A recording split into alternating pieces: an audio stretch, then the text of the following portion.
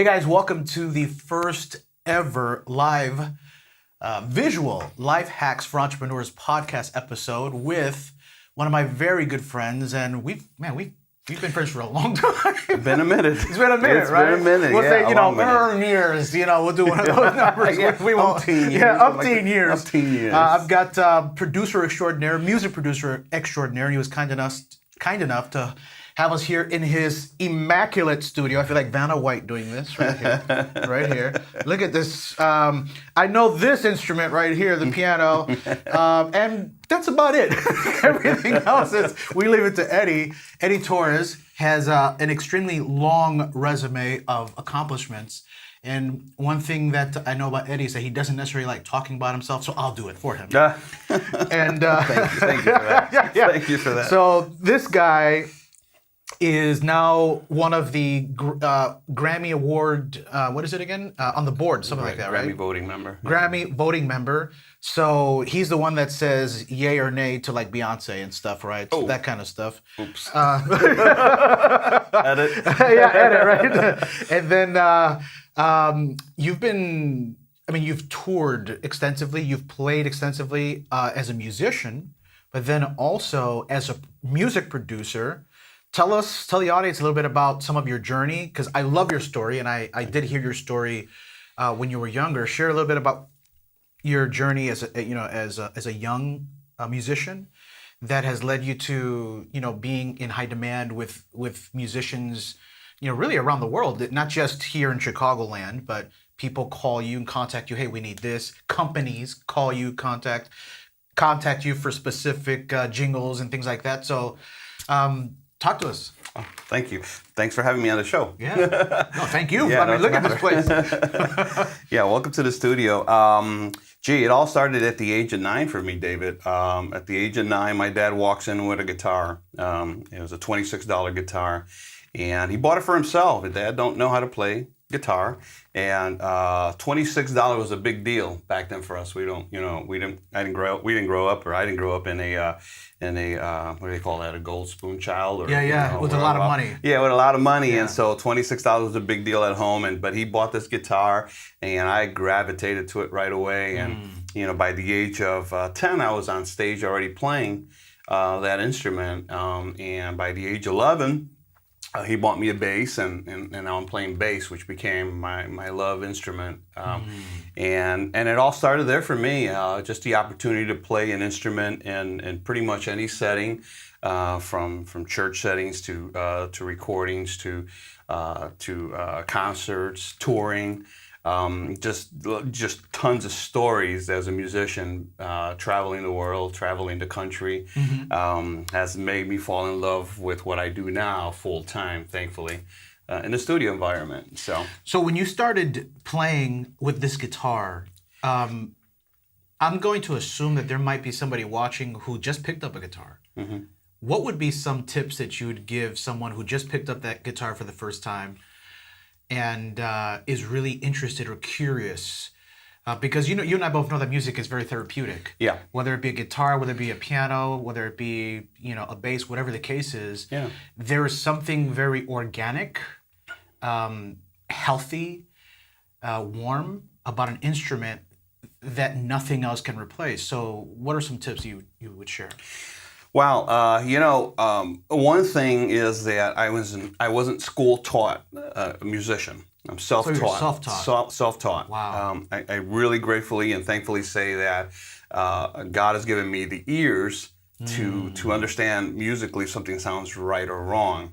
And it took me several, literally several weeks, and watching other musicians, a note position, which ended up being the key of C, before I actually heard something that I could appreciate. I'm like, oh, this is actually a note. This sounds good, man. And but I bored my family, everyone else around me. People played the same note.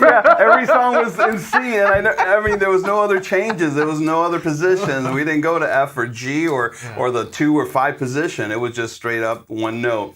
It's never giving up. When you find a passion for something you love or something that you're not sure you love, it'll ignite and birth in you. That's what kept me going. My fingers were hurting. It's no joke. I tell every guy who wants to play guitar or bass, I say, you're playing, it's an instrument that it may be metal or nylon, but it's a thin piece of material that your finger, which is soft, your tissues are soft, is going to press against for a while.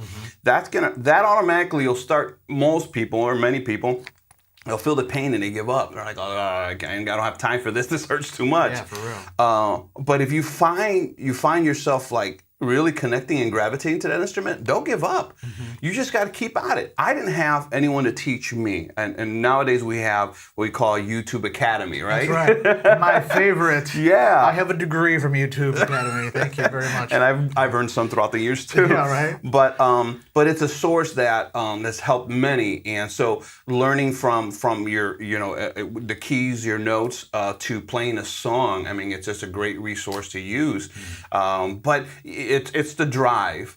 People can't give up. When you have a drive for something, no pain, no gain, right? So you have to press forward and just say, no, I'm going to do this. And if your attitude is like, no, this just hurts too much, then you may be setting yourself for failure in other things too. So you got to press forward and take the pain. No pain, no gain. So that helped me. That helped me. Yeah, I felt the pain. I had the calluses till this day as a musician. Every once in a while, I'll get calluses, but I know the pain already. I know this is the territory, but I'm not stopping. I press forward. So it's so funny because I heard this song, and I'm self-taught as well, right? Yeah. And I'm on the piano, and this song really, I connected to this song so profoundly, and my fingers were hurting. And it's been a while since that's happened because I'm just used to hitting the chords and whatnot, right? Yeah. But sometimes when you sit down at your instrument and you've just got this song like in your heart and your spirit, right, in the core, and it just doesn't let you go, right? And you're just learning it and playing it, and I love the pain from the standpoint is I know that I'm learning that song, and I may not remember a person's name, but I'll remember a song for the rest of my life. It's like, I kind of suffer from that too. Yeah. Hey, what's your name again? I'm so sorry for being rude, but wait a minute, I heard, and we on it, right? Yeah. But that's awesome. So then you picked up the bass, and you really created a reputation as a phenomenal bass player. Thank you. Over the years, tell us about what that was like. What did you do to set you apart, where you were getting contacted, studios and whatnot to do work for them? The one thing that I picked up quickly was that people in the industry who know a dedicated, skillful, seasoned musician will call you out. You'll stand out. Amongst others. You'll find musicians who are great musicians, but they have lack of discipline, or they have lack of commitment, or they're not easy to work with. Or they're not easy to work with, exactly. And that's a key element, working with other people.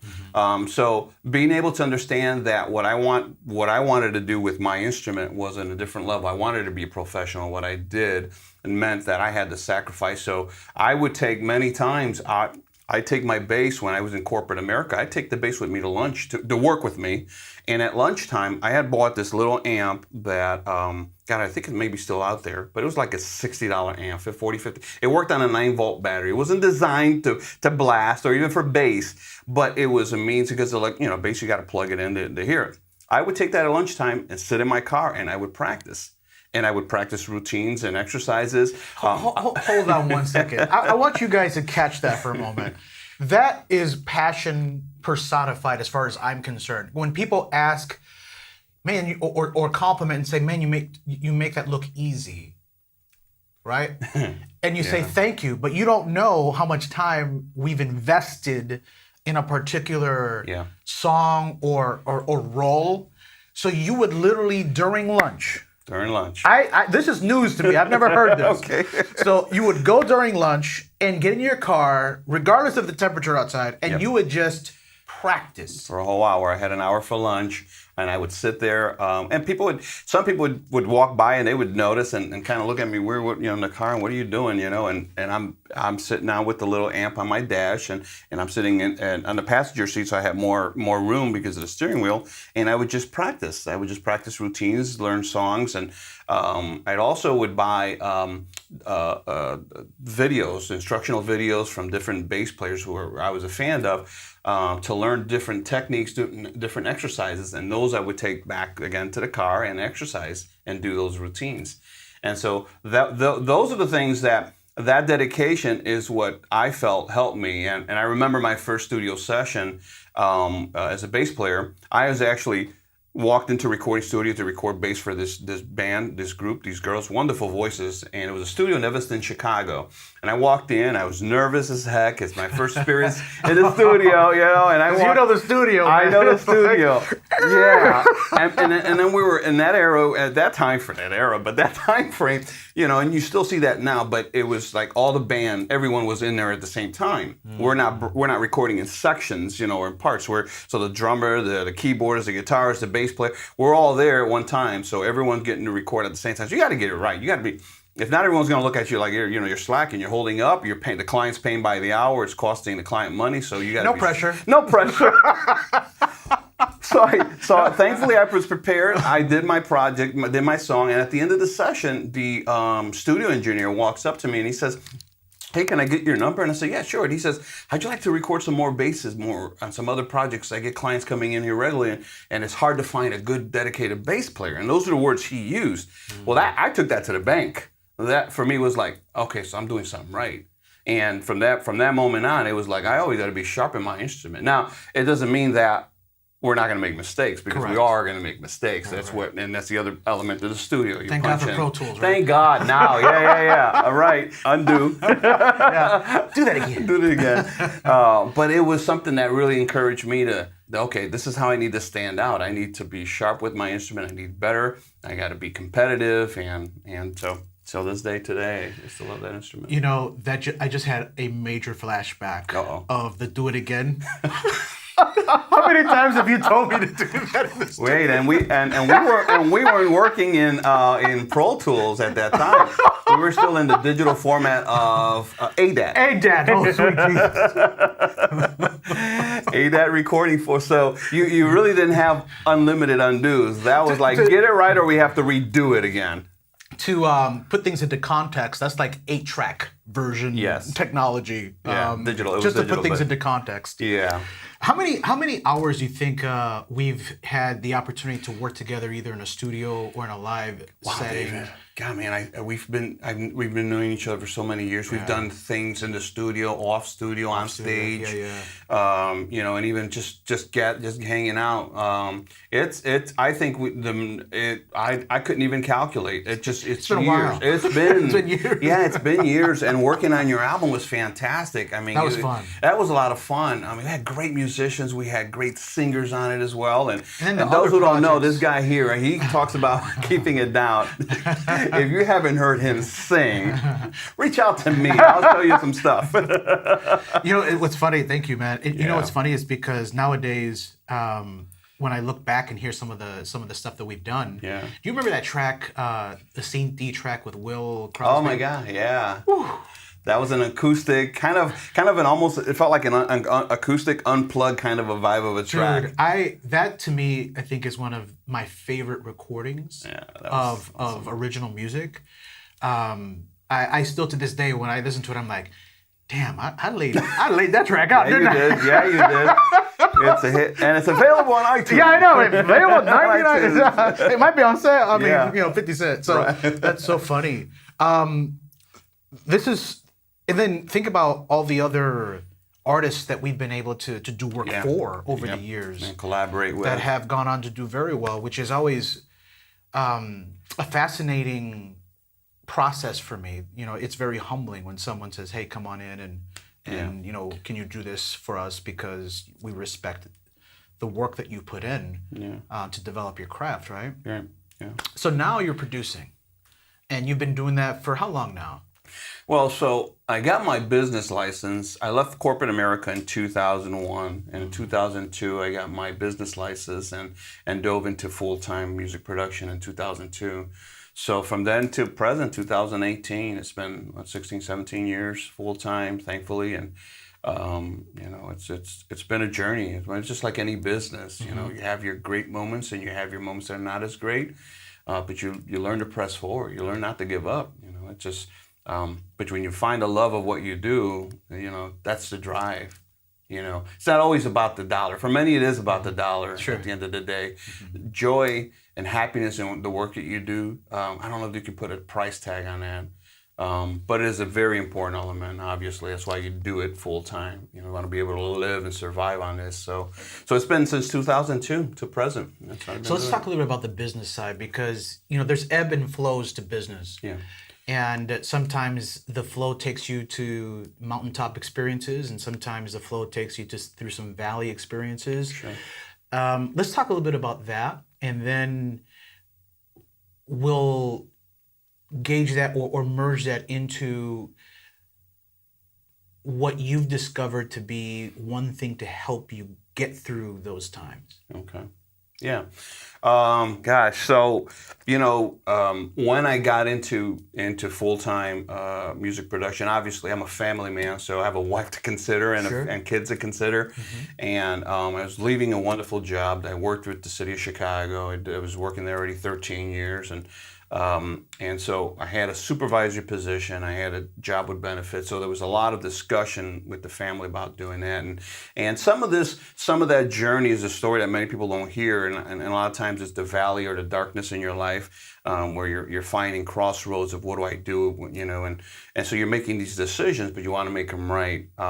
And so when I made the decision to do it, when we decided to do this full time, I had several projects already lined up, which gave me the comfort of knowing I have a forecast of cash coming in, of money coming in to take care of my financial responsibilities. And at that time, I want to say I had about 5 or 6 full albums to produce, and so I had a nice forecast of work to get involved in, and it helped. It helped out. So, but while you're going through that time frame, you find yourself many times where what do you call? There's a drought. You know, there's a drought. Those dry seasons, man. Those dry seasons. They test you. Yeah, they do. They do.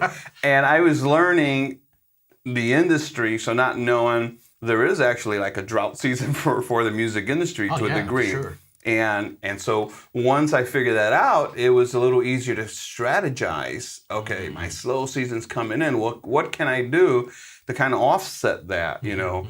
And I'm not prideful enough, not anymore, to say that I had to break off to a part-time gig, find a corporate part-time job to offset some of that slow period and continue to do production. I mean, Absolutely.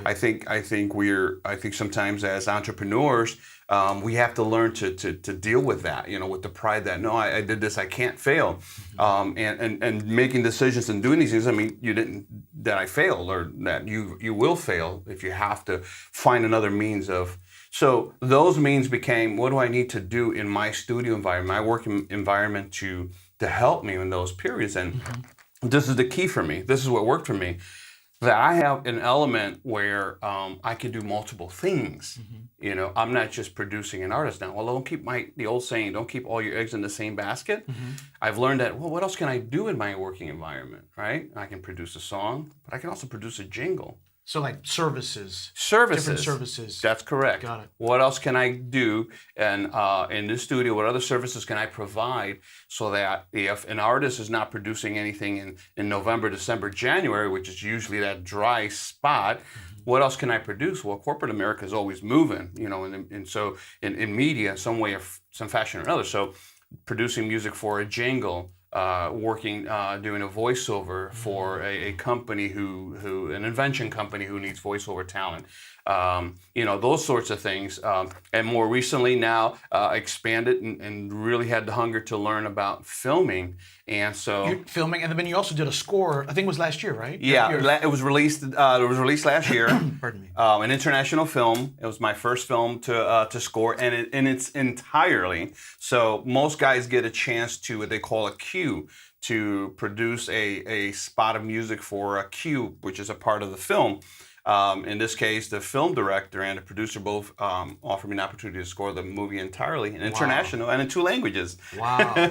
So that, that opened a whole different palette for, whoa, this is another element that I can do. Music, film is always, someone's always filming something. What was your takeaway though? Because that's new, right? The film. The scoring film? Filming producing a score. Yeah. Right? Yeah. So what was your takeaway? What was it, something that you learned about that whole genre that maybe you didn't know before? Thankfully, again, research. I've always been a person like to research a lot. And I've always wanted to be prepared for when opportunity comes.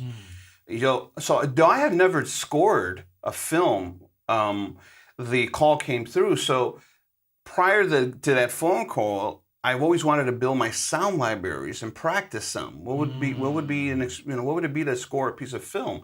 So I would always build my libraries, my orchestration libraries, my sound element libraries, my Foley libraries, just in case, and do just some practice on my own on downtime. And when I get the phone call, can you do it? My answer was not, can I do it? I'm like, yeah, absolutely. No, I'll figure out. In my mind, I was like, how in the heck am I going to do it? How will I do this? Yeah. But being a musician, and thankfully they trusted me. The film director was cordial and sweet enough, and the producers that they were like they already seen some of my musical work, so there was a certain amount of confidence in what I can produce musically.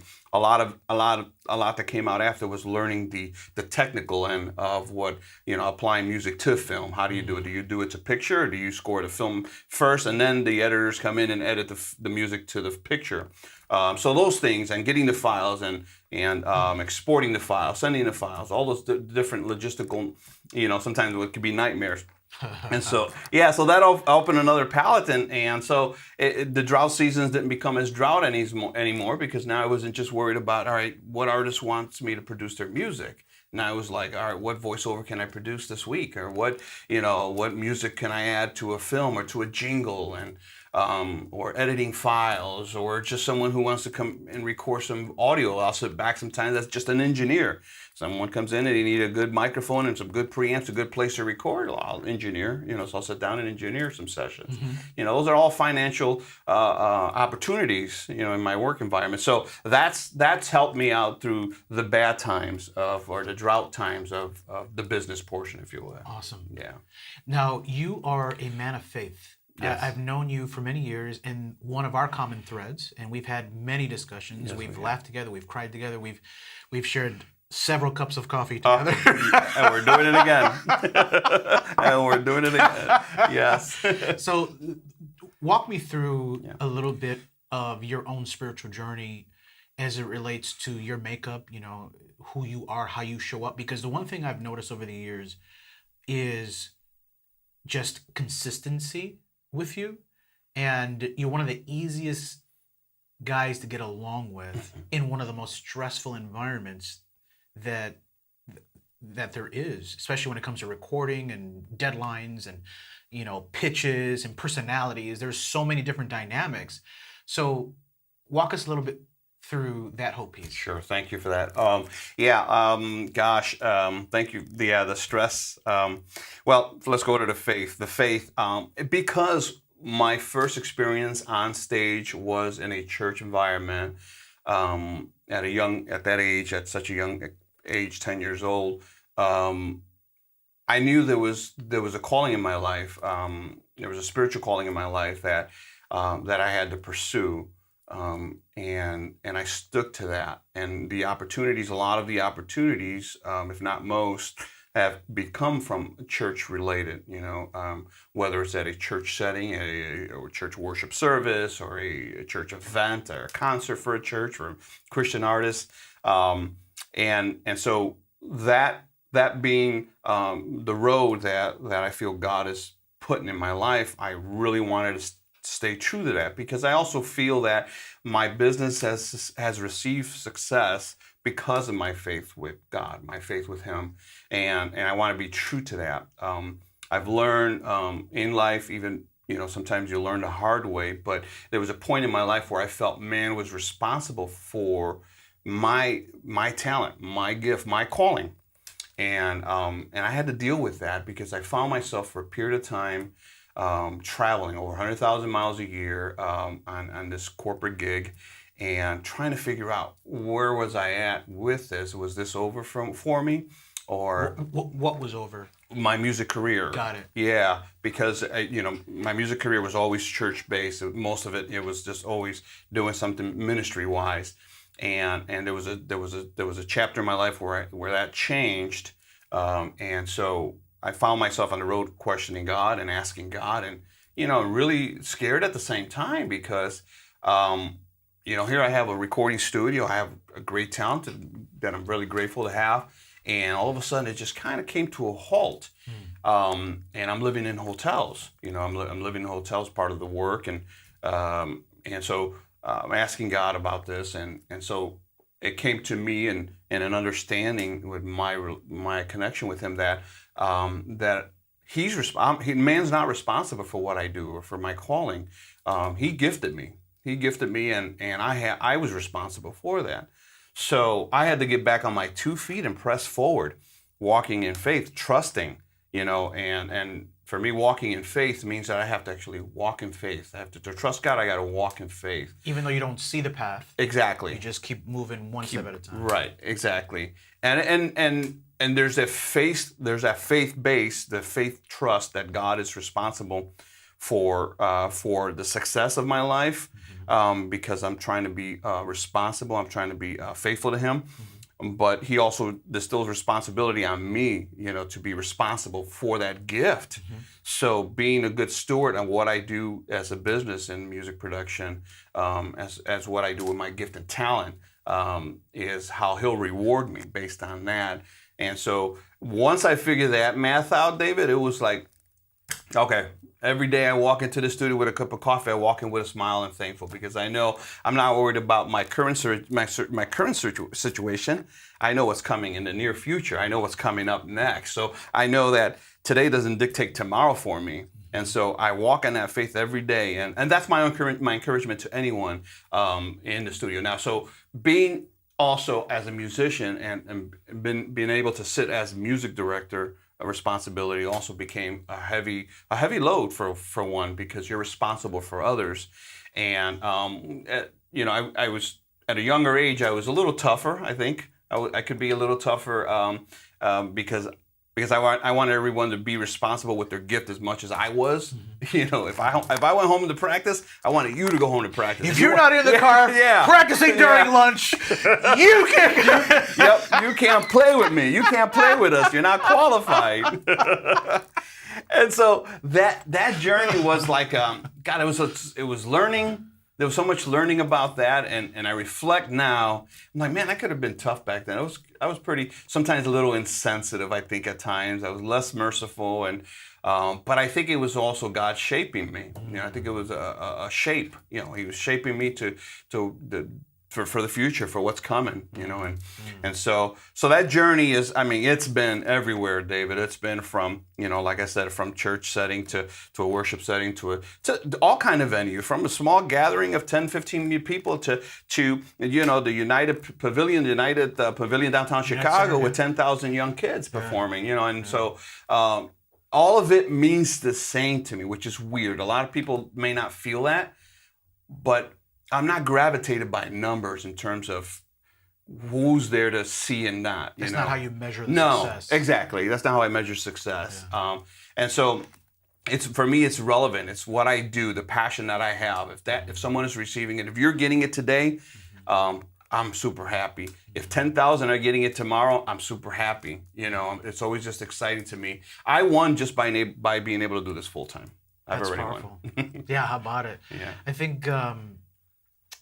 First of all, thank you for sharing that. That was beautiful. Thank you. I think one of the things that I want to talk about now is what's been one challenge that you faced as an entrepreneur? Because when people see the studio, they see the music, they see the recordings, they hear the jingles, they see all that. It's a business. Yeah. It really is a business. And those are services. And most people just see the sexy. right? Yeah. They don't see the grind. Can't see the grind. They don't see you in your car during lunch. They don't see that, right? Right. It's more like, oh wow, he's got it all together, or he has all this, this stuff and yada yada yada. Well, what's one obstacle that you can share with us, with our audience, as it relates to being an entrepreneur, being a studio owner, professional musician, that kind of thing, and then we'll dive into how you solved it. Sure. God, the one thing that always has stuck to me is fear. I think things that we fear somehow has a way of gravitating to us. Mm-hmm. The fear of success, the fear of what people would think of my work, the fear that am I any good, mm-hmm. the fear of the competitors. When you measure, you're trying to do work and comparison to other because you want to succeed. Sometimes you have this mindset that I got to be better than the other guy. I got to be the best in the world. And fear was my major obstacle because with no schooling in terms of music or music as well, but business. I remember sitting behind a desk with a business attorney to launch my business and my business license, and spending a day with him trying to understand the business behind the business. No matter what I was doing, what you're doing, but understanding all the logistics behind it, just gave me butterflies to my stomach, man. I'm like, God, am I doing the right thing? This is it. I walked away from corporate America. You signed that dotted line, I'm done. And that was the biggest obstacle, was just the fear of being good enough, the fear of succeeding, the fear of what people will say about my work. That obstacle was the biggest challenge that I had to deal with. That is so powerful and authentic. Which was one of the reasons that I really admire you, because most people don't have, we call it cojones, right?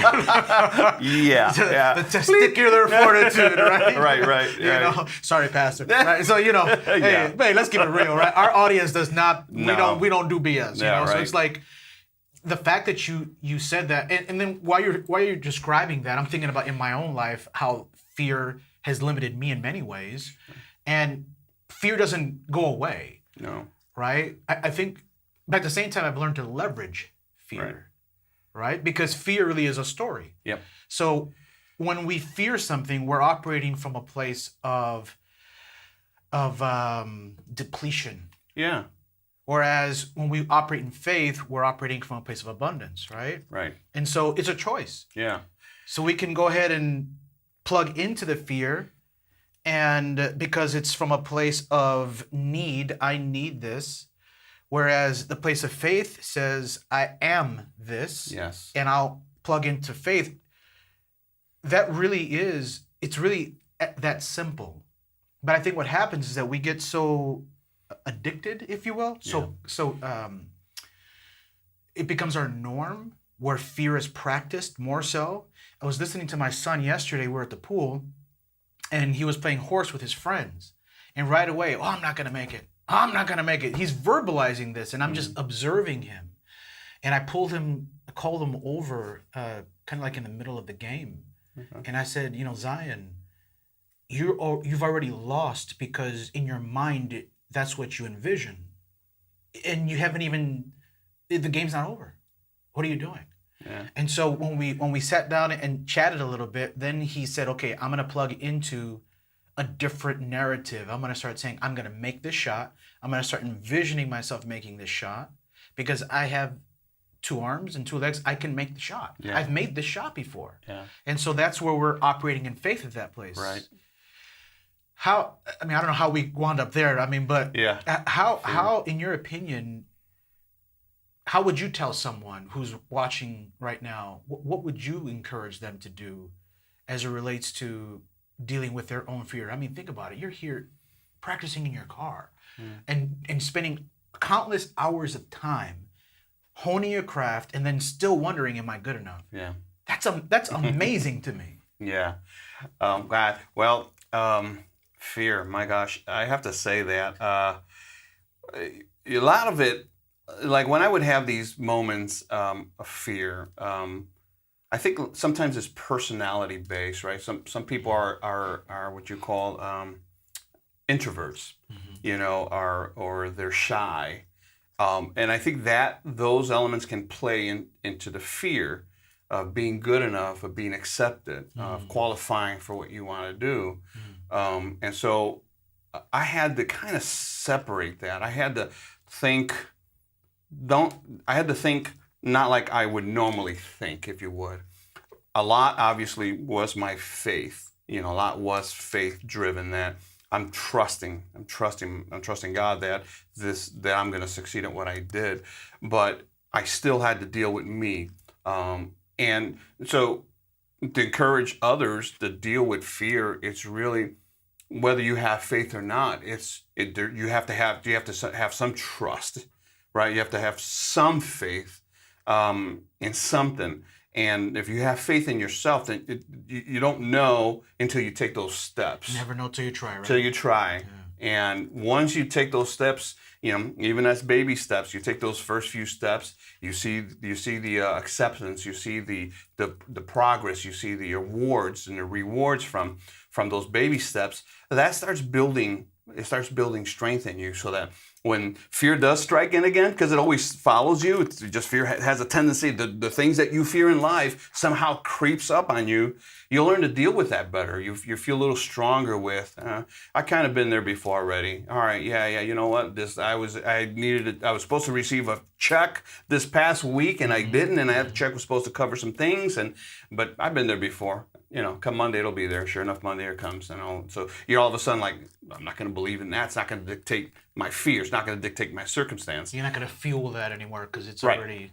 Because you've learned to deal with it. And it's a practice thing. It really is. If you don't have a faith in God, but you have faith in your business and what you do, you have to trust yourself. You have to take those steps and see the outcomes. And sometimes the outcomes may not be what you wanted or what you expected.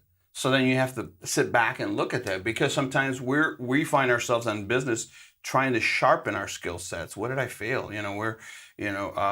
Social media is a big thing now, where for businesses, they're always looking for what are the right social media outlets, the right social media marketing strategies to market what I do. It's based on algorithms. Yeah, we got systems on that, but are you good at it? Do you have to hire, subcontract someone to help you out with that? All these different things.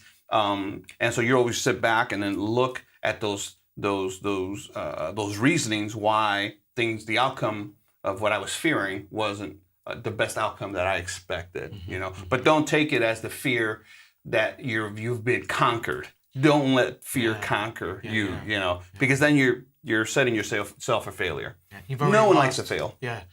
Failure has, which is a whole different conversation. But failure has this negative connotation to it. Absolutely. And what we discovered working with what we call overachievers, high performers, is that which is pretty interesting, because we have what we call just your average Joe, and then you have the high performer, and the only difference is a perspective. That's it. Yeah. So the perspective, or how they see things, the story they believe, is, it is what it is. That whole statement. Whereas the high performer is like, I'm going to put myself in a position to fail intentionally. Because when I do, it's going to take me one step closer to the desired outcome. Yeah. It's like there is no hesitation or fear of failure. Matter of fact, they embrace it. They seek it. They want it. They yearn for it, because they know the more times they fail, the better they become. So wow, that's good. Yeah. So that is one of the big shifts that we've noticed working and coaching with our clients, etc., that takes them from where they are and then takes them to that next level. Because you mentioned earlier, I had to think a different way. Yeah.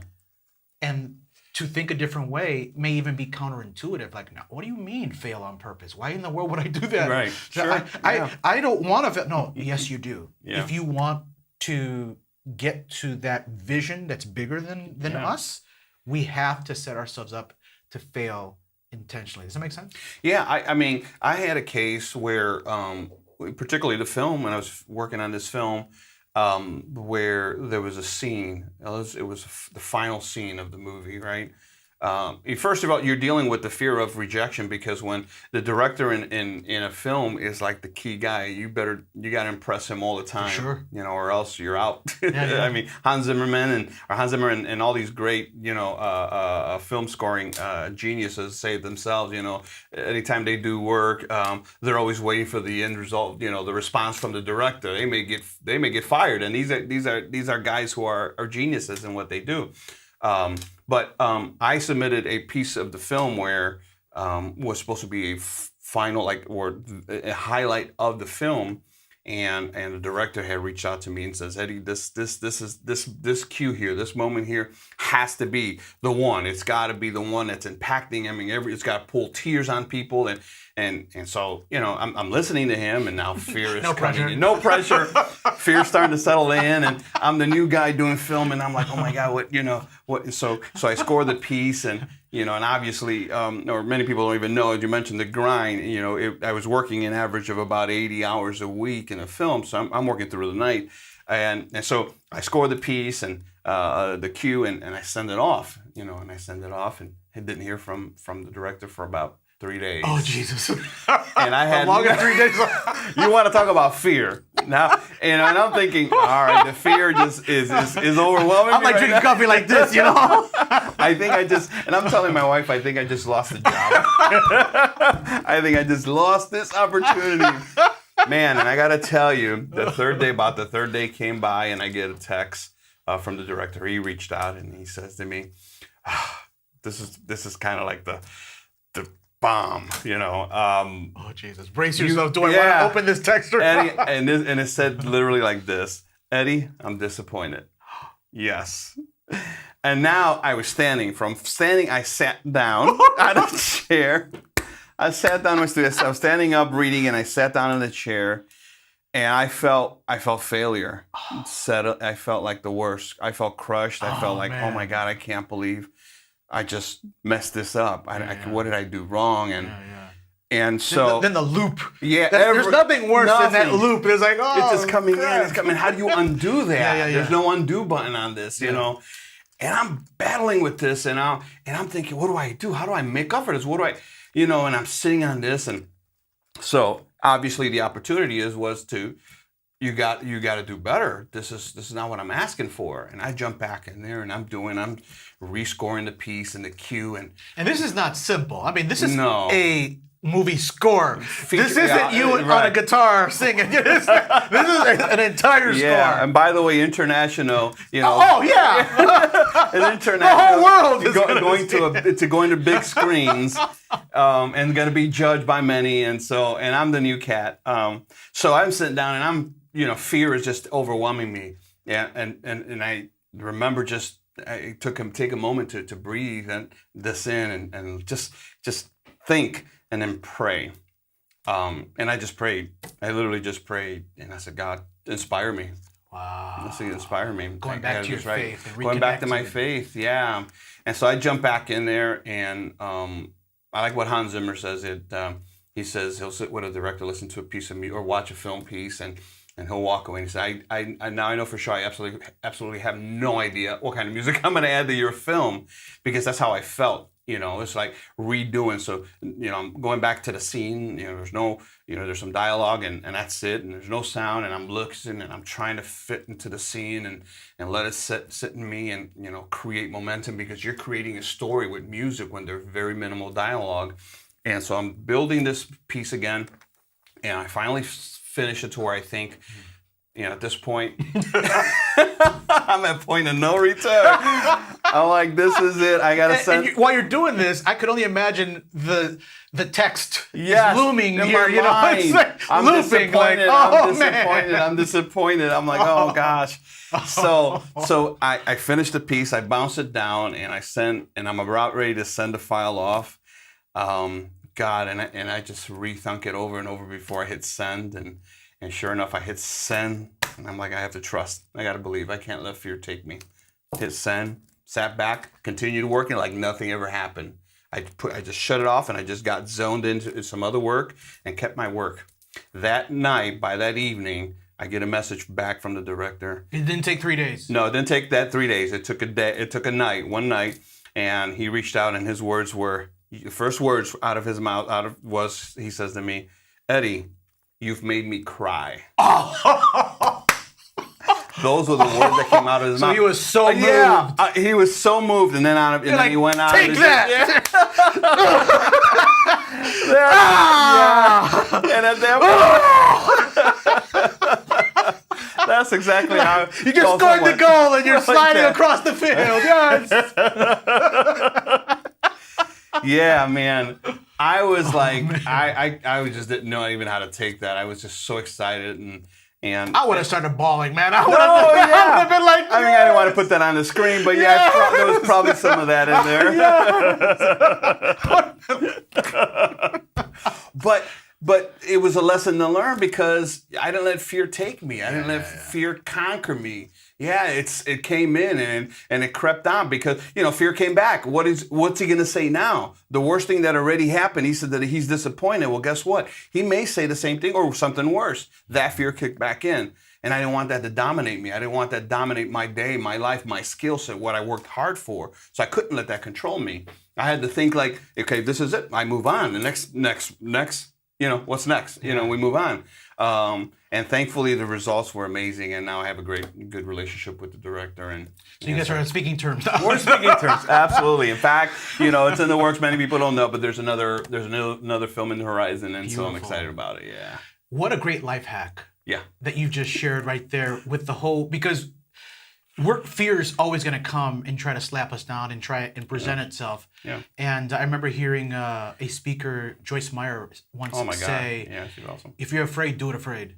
Ooh, right? Just do it afraid.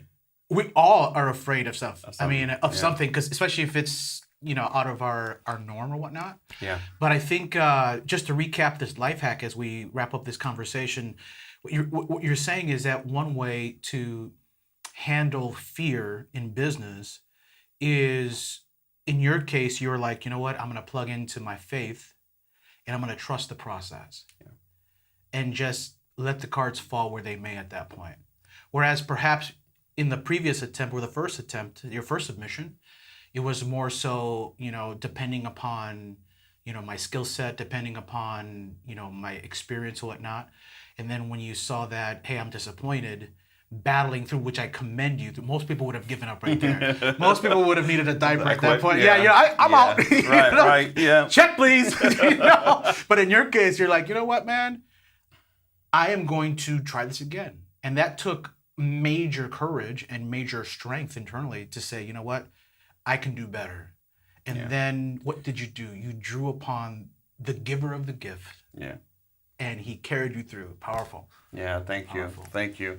It's we all have to trust. We all have to believe in something.